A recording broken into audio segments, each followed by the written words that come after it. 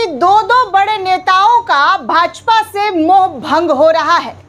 लेकिन मजाल है कि भारतीय जनता पार्टी को लेकर ऐसी खबर किसी भी चैनल पर चलवाया जा रहा हो, बताया जा रहा हो कि विश्व की सबसे बड़ी पार्टी का दुर्दशा क्या हो रहा है कि दो दो विकेट गिर रहे हैं, लेकिन खबर नदारद है।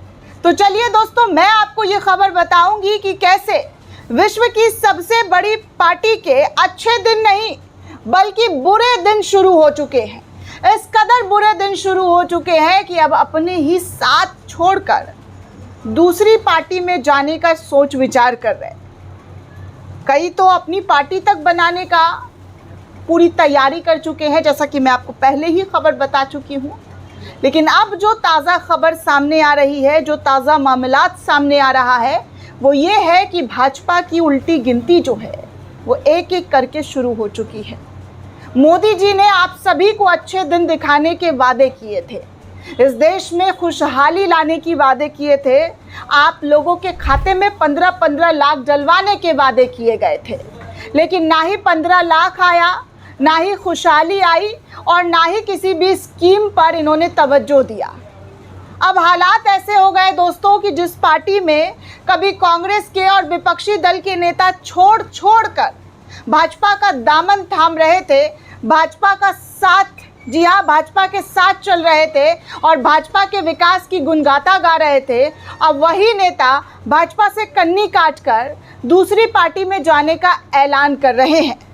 खबरें कुछ इस प्रकार से निकलकर सामने आ रही है दोस्तों, जहां पर तमिलनाडु की राजनीति में बड़ा उलटफेर तो हो ही रहा है, लेकिन अब पंजाब में भी जो 2027 में चुनाव होने वाला है, उन चुनावों में भाजपा को पहले ही झटका मिल रहा है दोस्तों।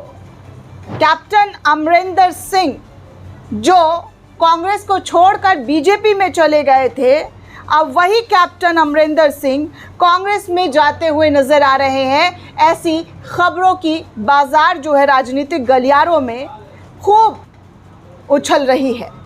मतलब सोचिए दोस्तों कि पंजाब जीतने के लिए भाजपा कई कोशिशें कर रही है, लेकिन शायद उनकी कोशिशें अभी भी रंग नहीं ला रही है। निकाय चुनाव में नतीजे आप देख ही चुके हैं। आम आदमी पार्टी ने कितना बड़ा, जी हाँ, कितना बड़ा झटका भाजपा को दिया। यहाँ पर भाजपा का खाता खुलना मुश्किल हो गया। भयंकर तरीके से भारतीय जनता पार्टी की हालत यहाँ पर खस्ता हो गई। लेकिन फिर भी भाजपा को लेकर खबर कहीं नहीं चलाई जाएगी। चलिए आपको बता दूं कि पंजाब में 2027 के विधानसभा चुनाव से पहले हरियाणा के पूर्व मुख्यमंत्री भूपेंद्र हुड्डा ने बड़ा दावा कर दिया है कि उन्होंने ये दावा करते हुए कहा कि कैप्टन अमरिंदर सिंह उन लोगों के संपर्क में है, यानी कि कांग्रेस के संपर्क में है।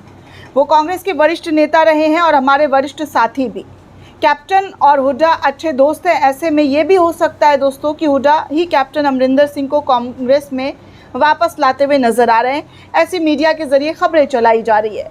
वहीं दीपेंद्र हुड्डा के इस दावे पर भाजपा, जी हाँ, पंजाब भाजपा ने रिएक्शन देना मुनासिब नहीं समझा है, क्योंकि भाजपा में अभी चुप्पी साध ली गई है। पंजाब भाजपा के प्रवक्ता प्रीतपाल सिंह बलियाल ने कहा कि संपर्क होना कोई बड़ी बात तो नहीं है। मतलब गोल मटोल जो बातें होती है वही हमेशा की तरह, जैसे कोई भी बातें होती है भाजपा वाले कहाँ क्लियर बताते हैं, गोल मोल बातें कर आगे बढ़ जाते हैं। रणदीप सिंह सुरजेवाला और कुमारी सैलजा तो कहती हैं कि हुड्डा किसी के संपर्क में नहीं रहते। हुड्डा ने सिर्फ संपर्क में होने की बात कही है, इसके और भी मायने निकाले जाने चाहिए। इस तरीके के जो है भाजपा के प्रवक्ता प्रतिपाल सिंह बलियालवाल का बयान आया है। कैप्टन के कांग्रेस में शामिल होने की चर्चा इसलिए भी बल मिलती है दोस्तों क्योंकि वो लगातार कांग्रेस की तारीफ कर रहे हैं। बीते कई दिनों से उनके स्टेटमेंट अगर उठाकर देखिए जाए तो वो कांग्रेस का गुणगान करते हुए नजर आ रहे। कैप्टन का कहना है कि कांग्रेस में पंजाब को लेकर उनसे जब भी सवाल पूछा जाता है, जी हाँ, कैप्टन का कहना है कि कांग्रेस में पंजाब को लेकर उनसे जब भी सवाल पूछा जाता था, लेकिन भाजपा सीधे ऊपर से फैसला लेती है, ये कहकर टाल दिया जाता था।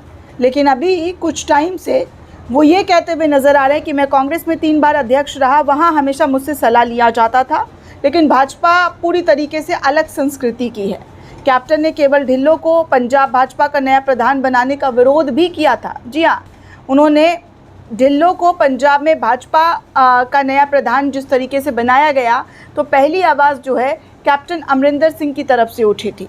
इस मामले में भाजपा ने उनसे कोई राय भी नहीं ली और सीधे उनको जो है प्रधान बनाने का जो फैसला है वो कर लिया था। कैप्टन ने कुछ समय पहले ही कहा था कि मैं आज भी कांग्रेस को मिस करता हूं। ऐसे बयान जो है कैप्टन अमरिंदर सिंह के लगातार सामने आ रहे हैं। भाजपा में जाने के बाद उनकी अंतरात्मा शायद जाग गई है, तभी वो इस तरीके के बयानबाजी करते हुए नजर आ रहे हैं। कांग्रेस एक परिवार की तरह है, मैंने जब भी फ़ोन किया है वो मुझसे मिलते रहे हैं, मगर भाजपा में ये सिस्टम नहीं है। मेरे जन्मदिन पर राहुल गांधी ने भी मुझे बधाई दिया था। हाल ही में मेरे भाई रणधीर के निधन पर भी उनका शोक संदेश आया, लेकिन भाजपा से किसी की भी संवेदना तक व्यक्त नहीं की गई। कैप्टन अमरिंदर पंजाब में चुनाव को लेकर अकाली दल से गठबंधन के पक्ष में हैं। वो खुलकर इसकी पैरवी करते हैं। इसके उलट भाजपा के नेता बार बार कह रहे हैं कि हम सभी 117 सीटों पर अकेले चुनाव लड़ेंगे। कैप्टन भाजपा में शामिल होने के बाद पार्टी के भीतर खुद को उपेक्षित महसूस भी नहीं कर पा रहे हैं, जिसकी वजह से अब उनका दर्द छलक छलक कर बाहर निकल रहा है। तभी दोस्तों, भाजपा के अंदर बड़े जो विद्रोह होते हैं इसी तरीके से होते हैं, लेकिन उन बड़े विद्रोह को भी आप तक पहुंचाया नहीं जाता है, छुपा दिया जाता है, क्योंकि ये सब खबर भाजपा की जड़ें कमज़ोर करेंगी। लेकिन जो अंदर भीतर घात हो रहा है वो आपके सामने मैं बता रही हूँ दोस्तों। ज़्यादा किसी ने छापा भी नहीं है, एक पोर्टल के ज़रिए इस खबर को छापा गया है। ज़्यादा खबर बताया भी नहीं गया है कि भैया ऐसे भी विद्रोह भाजपा के अंदर हो रहा है। ख़ास बात यह है दोस्तों कि अभी कुछ दिन पहले आपको याद होगा, मैंने तमिलनाडु की राजनीति में भाजपा के पूर्व अध्यक्ष अन्नामलाई के पार्टी से इस्तीफा देने की अटकलों की बात बताई थी कि इस्तीफा देने की बात ज़ोरों शोरों से चल रही है, नई पार्टी की बनाने की भी बात कर रही है। हालांकि अभी खबर उनके इस्तीफे को लेकर जो सामने आ रही है उसका कोई भी सार्वजनिक स्टेटमेंट सामने नहीं आया है कि उनका इस्तीफा एक्सेप्ट कर लिया है या नहीं। कहा जा रहा है कि पूर्व IPS नए दल का गठबंधन कर सकते हैं। फिलहाल उन्होंने इन आधिकारिक रूप में अपना प्लान जो है किसी भी मीडिया से शेयर नहीं किया है, लेकिन आने वाले वक्त में कुछ बड़ी चीज़ें तमिलनाडु के अंदर भाजपा से इतर देखने सुनने को मिल सकती है। तो सोचिए, इतनी बड़ी बड़ी राजनीतिक तूफान आ रही है भाजपा खेमे में। भाजपा का विरोध सड़कों पर हो रहा है, जनजी सड़कों पर उतरने वाले हैं। कल का दिन मोदी के लिए बहुत जो है, परसों का दिन माफ़ कीजिएगा, परसों का दिन मोदी के लिए बहुत भारी होने वाला है, क्योंकि बड़ी तादाद में जनजी दिल्ली, देश की राजधानी दिल्ली में प्रोटेस्ट करने वाले हैं। उनको इजाज़त मिलता है या नहीं मिलता है, क्योंकि अब जो है जंग का ऐलान छेड़ दिया गया है। अब इस जंग में कौन जीतता है कौन हारता है ये तो वक्त बताएगा। फ़िलहाल भाजपा की नैया जो है वो बहुत ही गहरे गड्ढे में, या यूँ कहें कि गहरे कुएँ में गिरती हुई नज़र आ रही है। दोस्तों, ये पूरी रिपोर्ट आपको कैसी लगी हमें कमेंट करके ज़रूर बताइएगा। साथ ही साथ चैनल को ज़्यादा से ज़्यादा लाइक, शेयर और सब्सक्राइब करना बिल्कुल भी ना भूलें। शुक्रिया दोस्तों।